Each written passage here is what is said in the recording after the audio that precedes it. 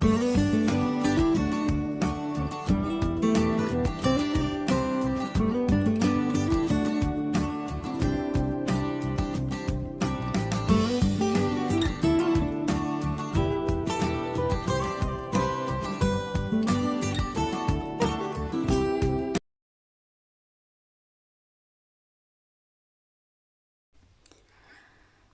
yang sedang membuka dasinya langsung berbalik dan menatap Nindya.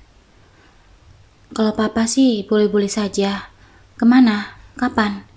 Tanya Bian lagi. Rian sih maunya sekarang-sekarang. Kembali katanya. Papa tahu sendiri, Bali itu kan sangat terkenal dengan ke luar negerian. Sekalipun. Sementara, Rian kan belum pernah. Mumpung belum ada kesibukan katanya. Nindya membantu membujuk Bian agar menyetujui keinginan anaknya. Wanita berdagu terbelah itu mendekat kemudian membantu Bian membuka kancing kemejanya. Kok mendadak? Bian menatap Nindya yang jaraknya hanya beberapa sentimeter di hadapannya. Katanya sih gak mendadak. Sudah direncanakan dari kemarin. Cuma baru sempat bilang. Awalnya dia izin pergi sendiri. Tapi mama khawatir. Kita temenin aja ya, Pak. Kita juga kan belum sempat liburan setelah pindah ke Indonesia. Oke sayang, besok kita berangkat ya. Kebetulan kerjaan papa juga lagi gak terlalu padat. Untung tadi papa beresin semua. Bian membingkai wajah Nindya, lalu mengecup keningnya lembut. Makasih ya, Pak. Rian pasti senang banget. Nindya memeluk pinggang Bian sebagai ucapan terima kasih. Kalau gitu, Papa mandi dulu ya, biar Mama kasih tahu Rian. Lanjut Nindya dengan wajah berbinar. Oke sayang, jangan lupa buatin kopi, taruh di belakang ya. Bian menginginkan. Iya Pak, jawab Nindya sembari keluar kamar. Ia pun berjalan menuju kamar Rian dengan perasaan bahagia. Boleh masuk Mama? Tanya Nindya di ambang pintu kamar Rian yang tak tertutup seluruhnya.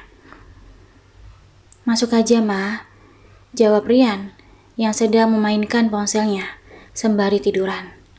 Rian pun beringsut duduk seiring masuknya Nindya ke dalam kamar, lalu duduk di bibir ranjang. Mama sudah bilang sama Papa, dia setuju. Besok kita ke Bali. Tutur Nindya dengan mata berbinar. Serius, Ma? Tanya Rian meyakinkan. Iya, sayang. Kamu beresin barang-barang yang akan dibawa. Mama mau bikin kopi buat Papa. Mungkin dia mau kencan sama ikan-ikan kesayangannya sebelum ditinggalkan besok. Tutur Nindya seraya tersenyum lebar. Oke, Ma. Makasih banyak ya. Rian mencium pipi ibunya itu sebelum Nindya bangkit dari duduknya. Sama-sama sayang, jawab Nindya sambil bangkit dan keluar dari kamar itu.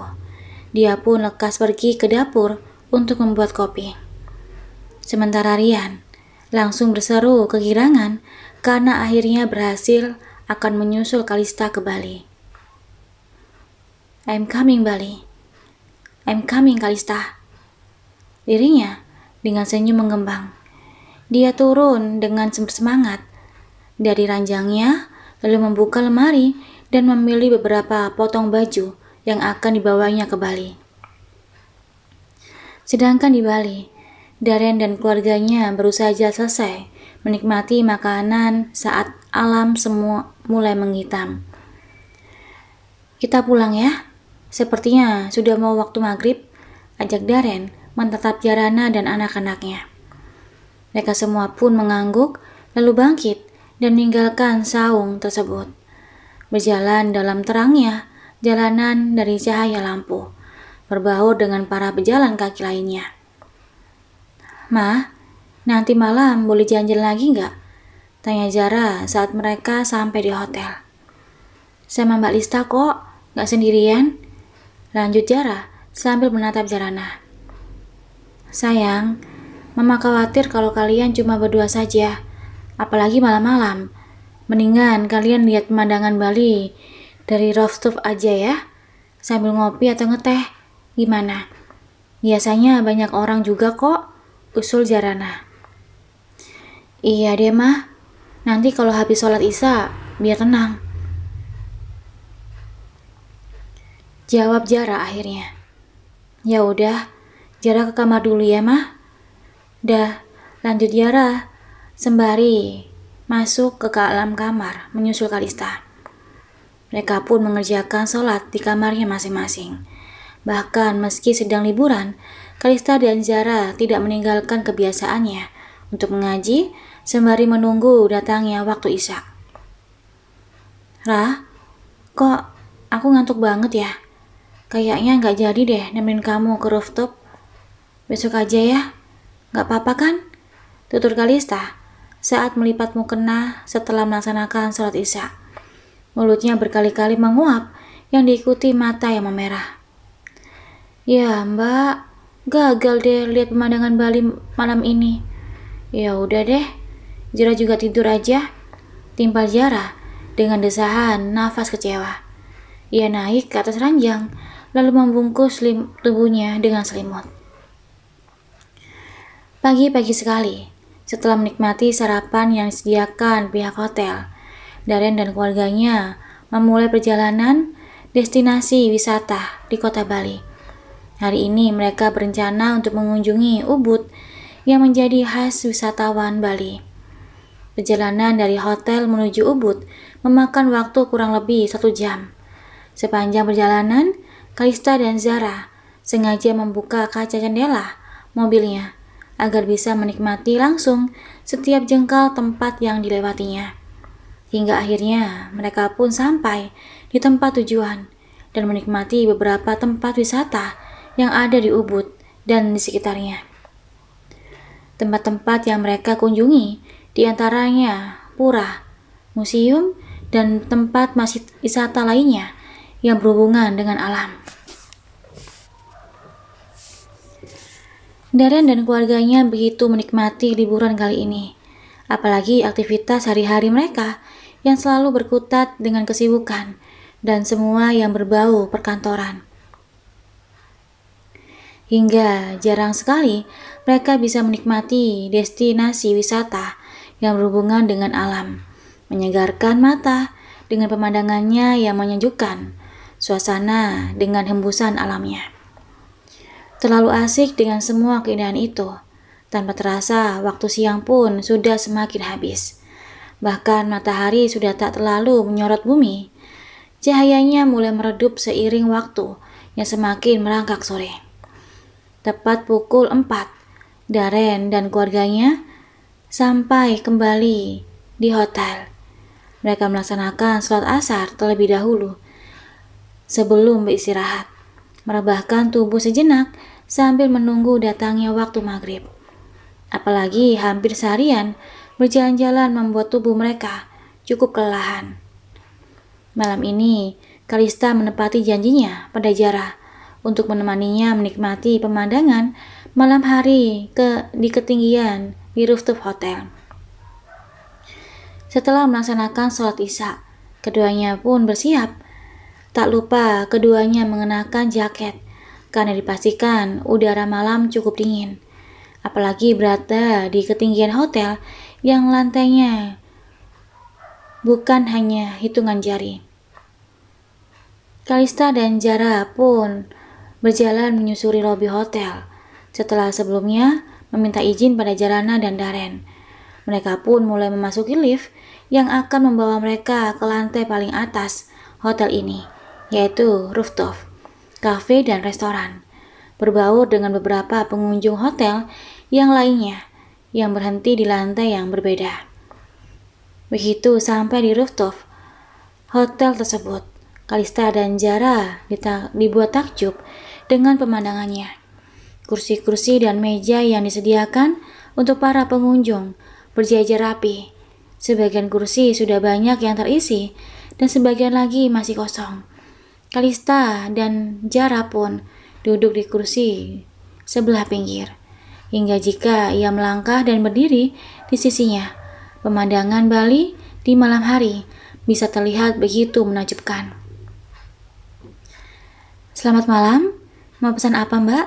tanya seorang pelayan laki-laki yang menghampiri meja Kalista dan Zara. "2 cappuccino latte sama 2 stick," jawab Kalista dengan berdiskusi sebelumnya dengan Zara. "Baik, ditunggu sebentar," jawab pelayan sembari meninggalkan keduanya.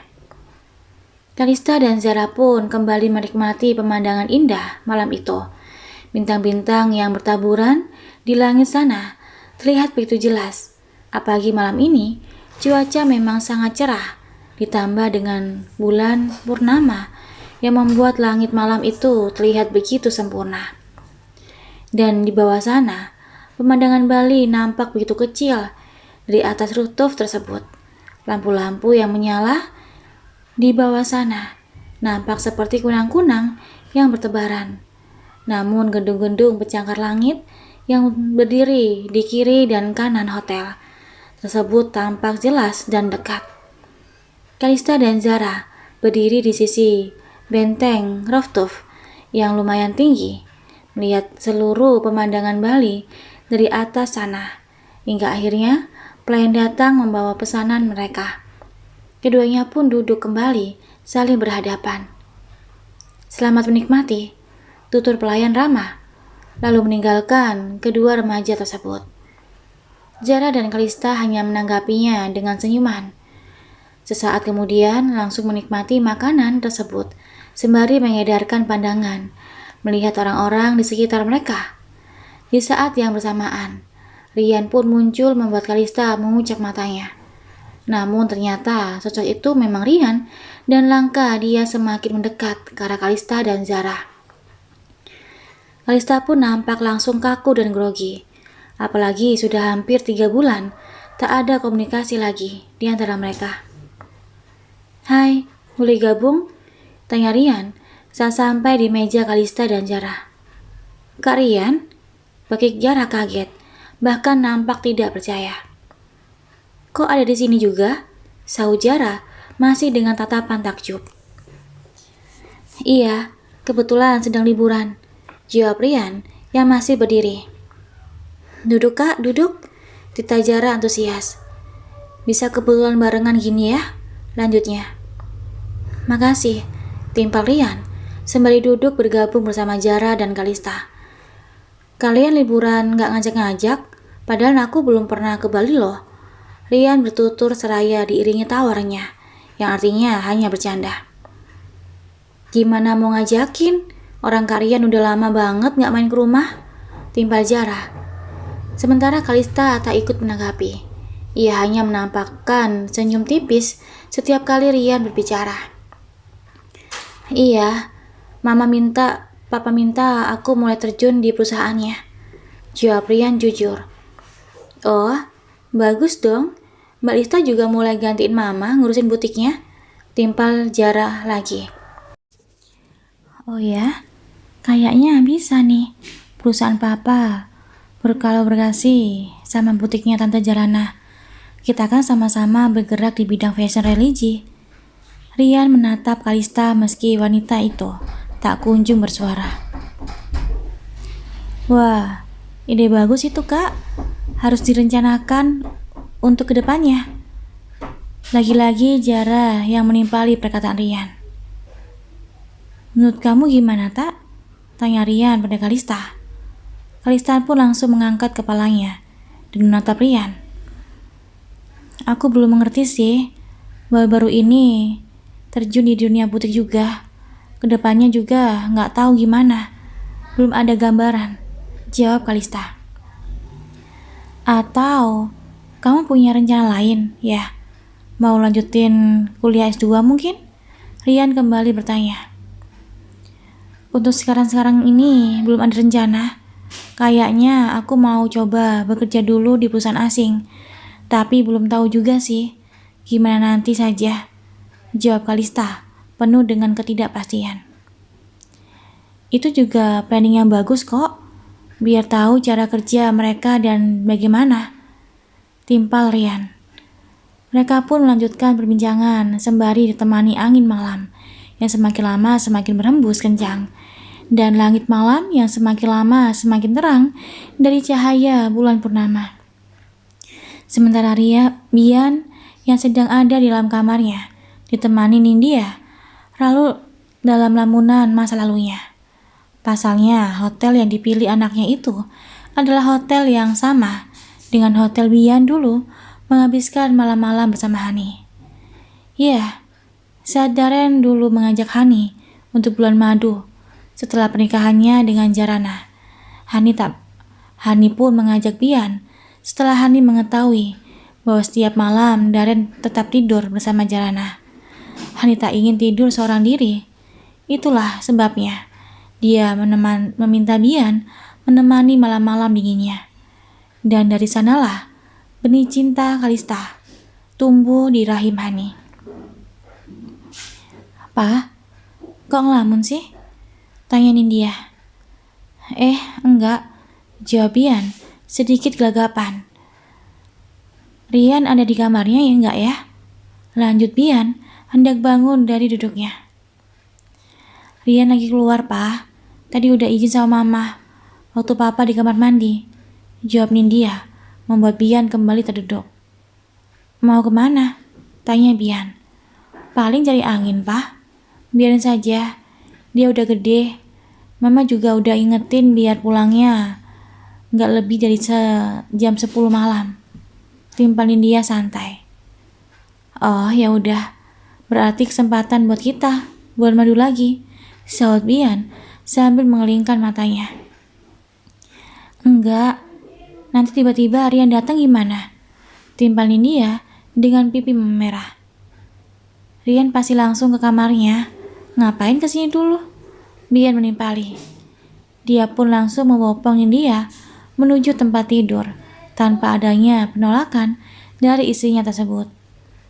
Keduanya pun akhirnya larut dalam gelora asmara yang masih menyala begitu hebat meskipun usia terus mencoba meneruskan hangatnya. Cinta yang telah lama tertambat tak pernah berkurang meski raga kian lama tak segagah dulu. Setelah keduanya sama-sama terbuai dalam puncak kehangatan, tubuh suami istri itu pun akhirnya terlelap dalam dekapan selimut yang sama. "Selamat malam, selamat beristirahat ya," tutur Rian pada Jara dan Kalista saat laki-laki berambut sedikit pirang itu mengantarkan keduanya sampai di depan pintu kamar.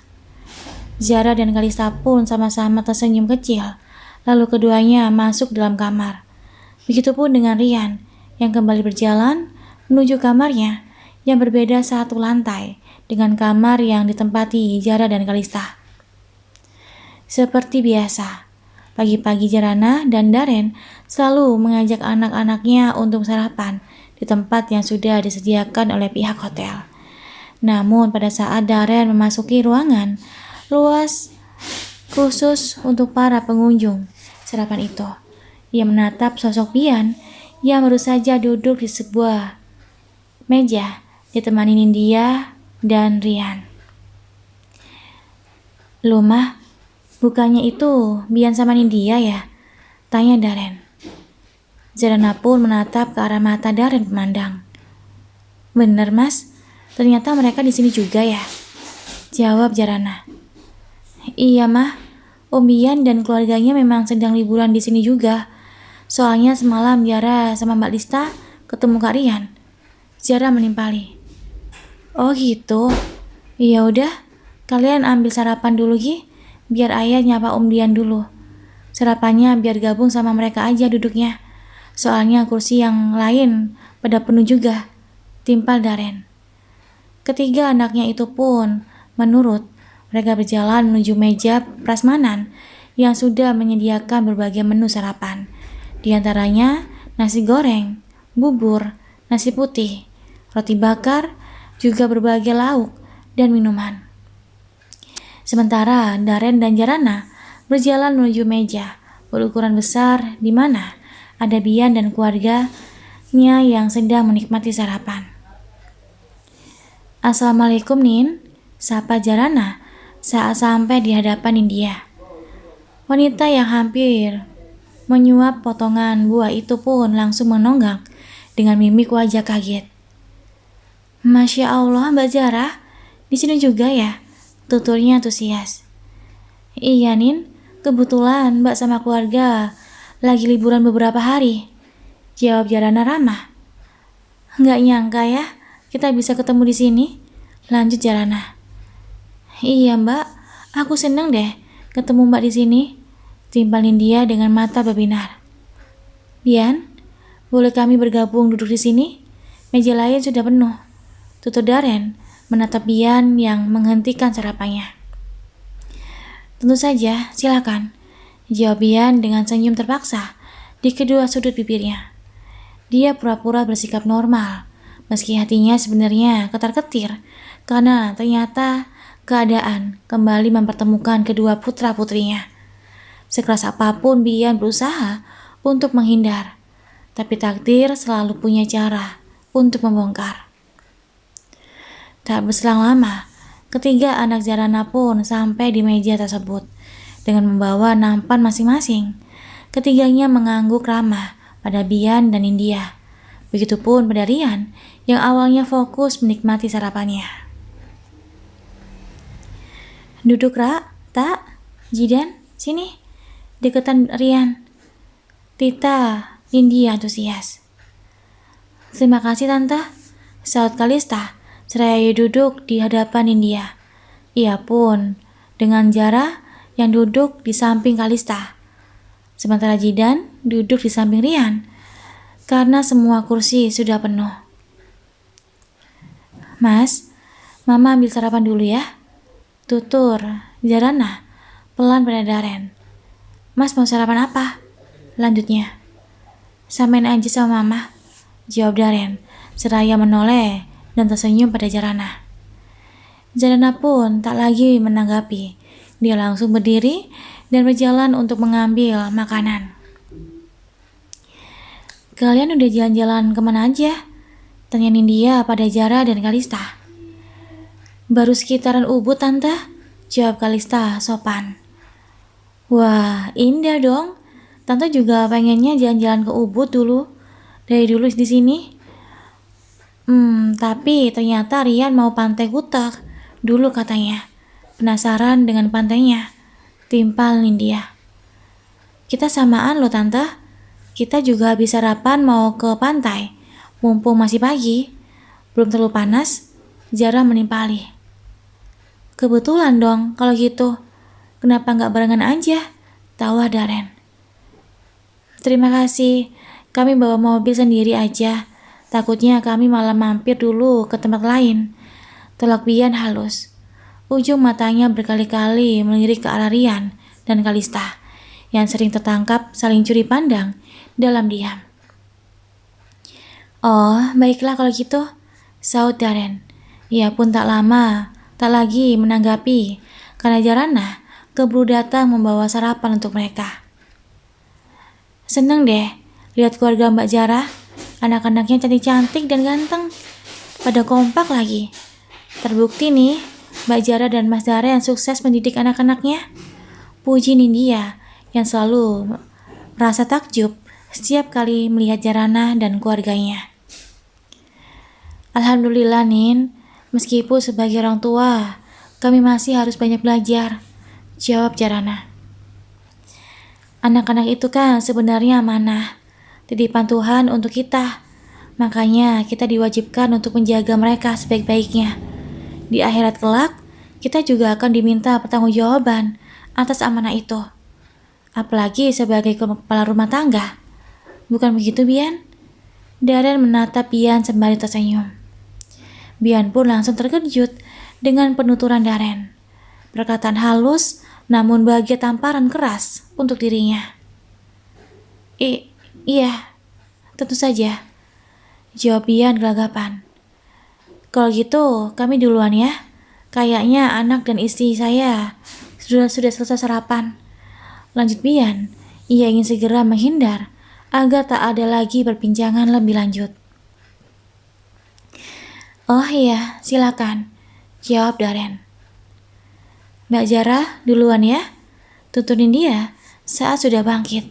Matanya menatap Rian yang masih anteng duduk. Rian, ayo nak. Lanjutnya, seraya memegang pundak anaknya itu. Oh iya mah, jawab Rian yang nampak kurang fokus karena terlalu asik memperhatikan Kalista. Ma, kita hari ini jadi ke tempat lain aja ya. Jangan ke pantai, pinta Bian saat sudah kembali ke kamar dan sedang bersiap untuk pergi. Loh, kenapa Pak? Kita kan udah sepakat sama Rian. Kasihan dia. Apa gara-gara Mbak Zara dan keluarganya mau ke pantai juga? Tanya Nindya dengan raut wajah kecewa. Bian terdiam. Untuk berbohong pun percuma, karena Nindya pasti mengetahuinya. Pak, pantai itu luas. Kecil kemungkinannya kita akan bertemu kembali dengan mereka. Lagi pula, kenapa sih Pak? Apa salahnya kalau Rian ketemu Kalista? Kalau mereka berjodoh, sekuat apapun dipisahkan, pasti akan bersatu juga. Begitu juga sebaliknya. Nindya bertutur lembut. Akhirnya, Bian pun hanya pasrah. Mereka pun berangkat ke pantai saat hari masih pagi. Jaraknya pun tidak terlalu jauh. Pak, Rian boleh berselancar nggak? Tanya Rian antusias. Rian memang sudah terbiasa bermain selancar. Boleh, tapi jangan terlalu tengah, Bian mengingatkan. Tanpa pikir panjang, Rian pun langsung berlari menghampiri ombak dengan membawa papan selancar. Sementara Bian dan Nindya menikmati pemandangan pantai itu sembari bermain air di pinggiran.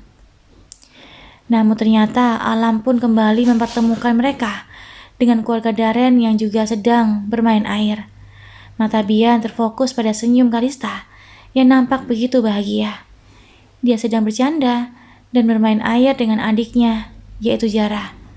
Melihat kebahagiaan itu, mata Bian pun tak mau beranjak dari menatap putri kandungnya tersebut.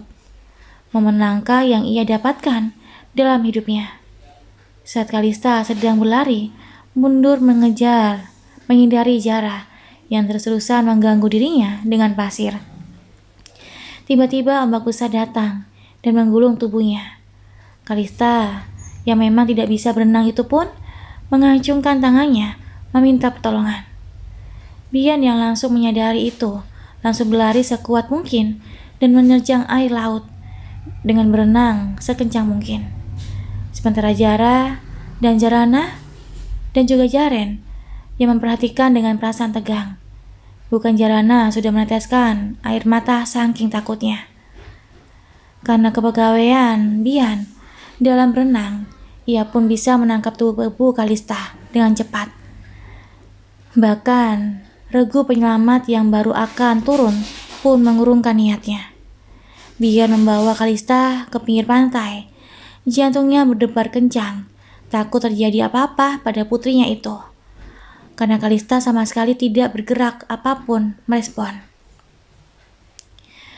Kalista, bangun sayang. Maafin papa anakku. Maafin papa. Sadar nak. Bian terus meracau sembari menekan-nekan dada Kalista agar air yang ada di dalam tubuhnya keluar. Kalista masih terlentang di pinggir pantai dengan mata terpejam. Nindya, Zara, Daren, dan yang lainnya pun mengeliputi tubuh Kalista. Begitupun dengan beberapa wisatawan yang mulai mendekat dan ingin mengetahui kondisi Kalista. Zarana yang berjongkok di samping putrinya itu mulai menangis. Ia ketakutan, takut terjadi sesuatu yang buruk pada Kalista. Kalista, sadar nak, lirihnya dengan air mata berderai. Sementara Bian masih mencoba beberapa cara untuk menyadarkan Kalista dan mengeluarkan air dalam tubuhnya. Bahkan kini, ayah kandung dari Kalista itu mulai memberikan nafas buatan pada putrinya karena tak kunjung sadar. Tentu saja hal itu cukup menyita perhatian Jarana dan keluarganya. Semenjak Bian sudah tak mempedulikan apapun lagi, selain keselamatan sang putri. Setelah 3 kali diberikan nafas buatan, akhirnya Kalista mulai sadar. Ia langsung terbatuk-batuk hingga menyemburkan air dari mulutnya, dibantu oleh Bian yang mengangkat kepalanya agar lebih tinggi. "Kita bawa ke rumah sakit," tutur Bian, yang langsung membopong tubuh putrinya itu menuju mobil di parkiran. Iya, meskipun Kalista sudah mulai sadar, dia tetap harus mendapat pertolongan medis untuk memeriksa keseluruhan organ tubuhnya, karena dikhawatirkan akan terjadi komplikasi setelah tenggelam.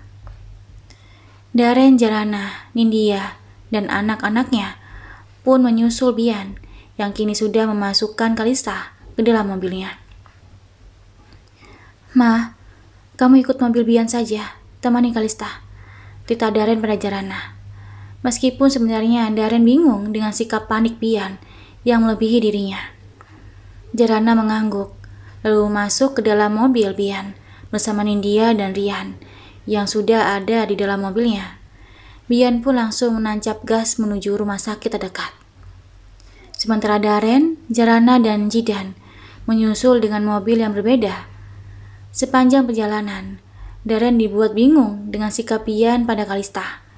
Bahkan Bian sama sekali tidak memberikan kesempatan pada Darren untuk menolong putrinya itu.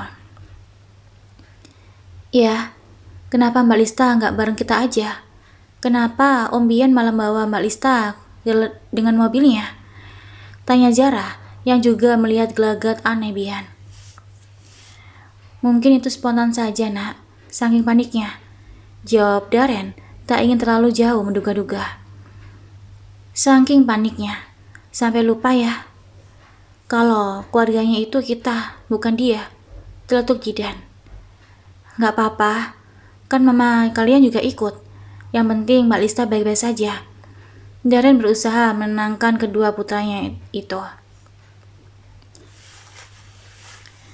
Hingga akhirnya mobilnya berbelok ke sebuah rumah sakit yang jaraknya tak terlalu jauh dari wilayah pantai. Kalista pun langsung dibawa ke ruang IGD oleh petugas untuk melakukan pemeriksaan. Sementara keluarga Darren dan Bian menunggu di luar ruangan dengan gelisah. Bahkan kini, Bian baru sadar bahwa apa yang tadi dilakukannya akan menimbulkan banyak tanda dari keluarga, bahkan keluarganya Darren. Melihat sang putri yang ada dalam bahaya, Bian tak bisa pikir panjang. Setelah beberapa lama diperiksa, dokter pun akhirnya keluar. "Bagaimana putri saya, Dok?" tanya Jarana yang masih menangis dari tadi. Setelah diperiksa pernafasan dan segalanya, tidak ada hal yang serius yang perlu dikhawatirkan. Namun tetap saja pasien harus dirawat dan dalam pengawasan untuk beberapa jam ke depan untuk memungkinkan intervensi dini jika terjadi dalam penurunan fungsi paru atau neurologis secara tiba-tiba. Dokter pun menjelaskan. "Lakukan yang terbaik untuk anak kami, Dok," pinta Darren yang diikuti anggukan dari dokter tersebut.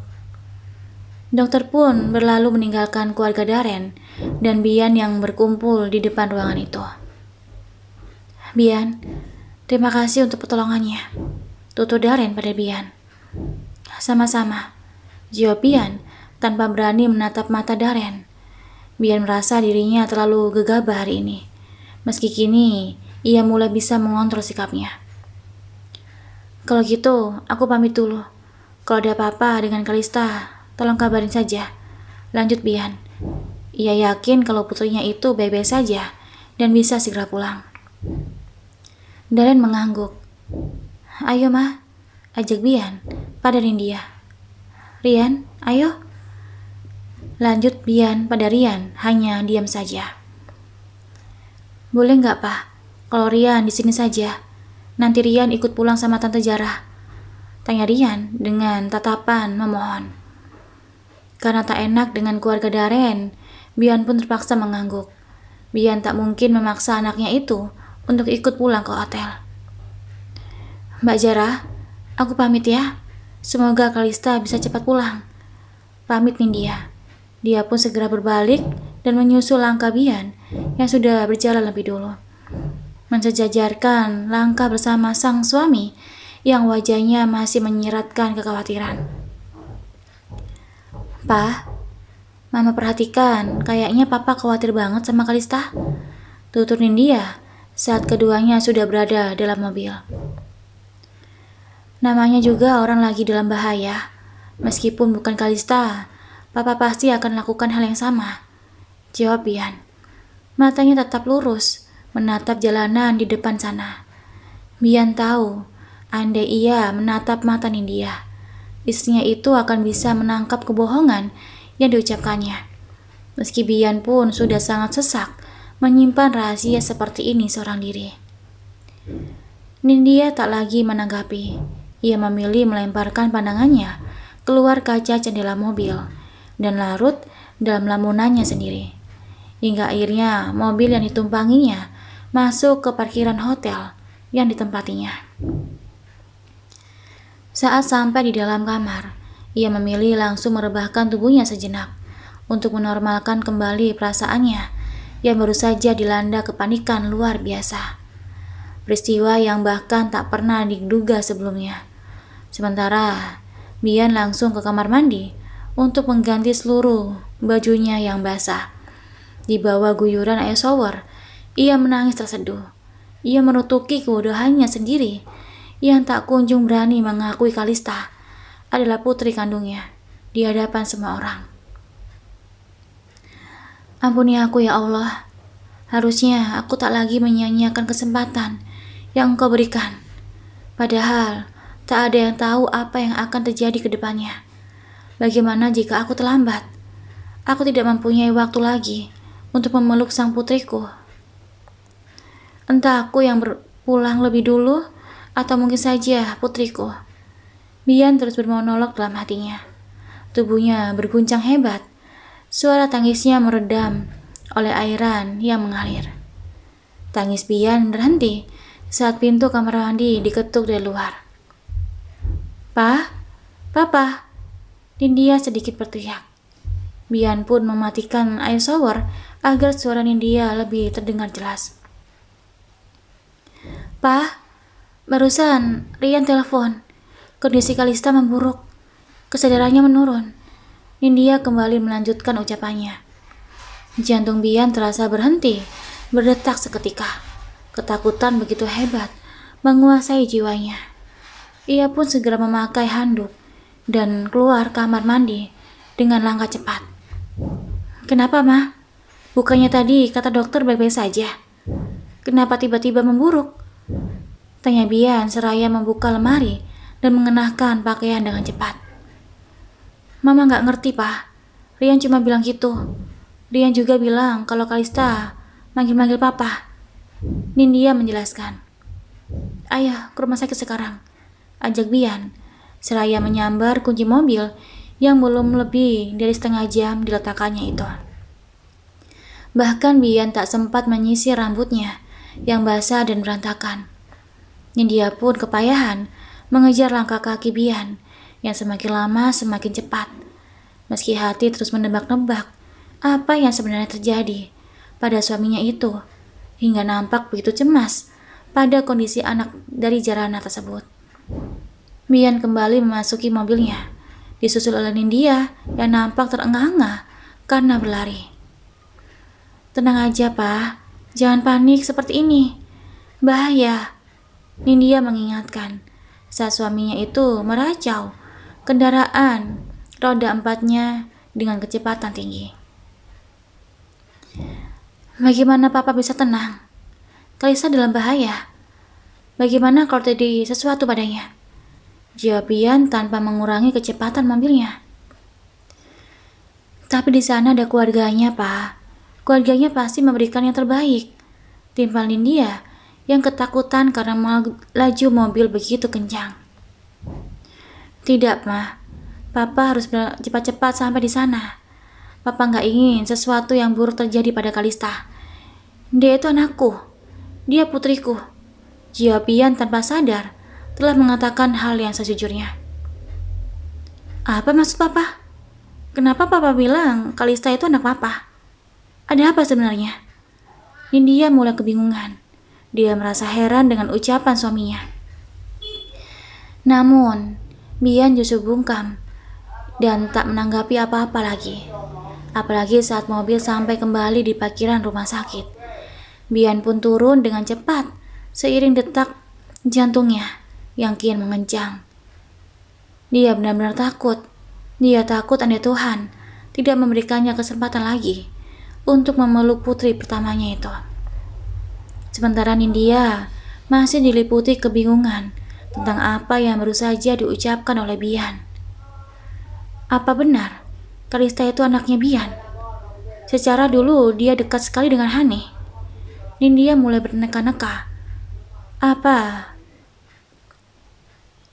kegamangan langkahnya? Apa yang terjadi dengan Kalista? Tanpa Bian, tanya Bian saat sampai di tengah-tengah keluarga Daren yang nampak bersedih. Tadi dia tiba-tiba gagal nafas. Sekarang sedang ditangani oleh dokter. Tapi kata dokter, tadi dia sempat menyebut nama kamu. Tutur Daren menjelaskan. Ada apa ini sebenarnya, Bian? Bahkan saat tadi kamu menyelamatkan Kalista, aku mendengar kamu menyebut dia adalah anakmu. Daren menatap Bian menanti kejujuran. Sebelumnya, sedikit pun, Daren tidak pernah berpikir bahwa Bian adalah ayah kandung Kalista. Tapi setelah kejadian ini, Daren baru berpikir bahwa laki-laki yang dulu begitu dekat dengan Hani adalah Bian. Jadi, besar kemungkinan bahwa ayah kandung Kalista adalah Bian. Hanya saja, Daren tidak ingin bertindak gegabah dengan menuduh langsung laki-laki yang begitu banyak membantu keluarganya itu. Daren merasa terlalu banyak berutang budi pada Bian. Bian langsung memalingkan wajahnya.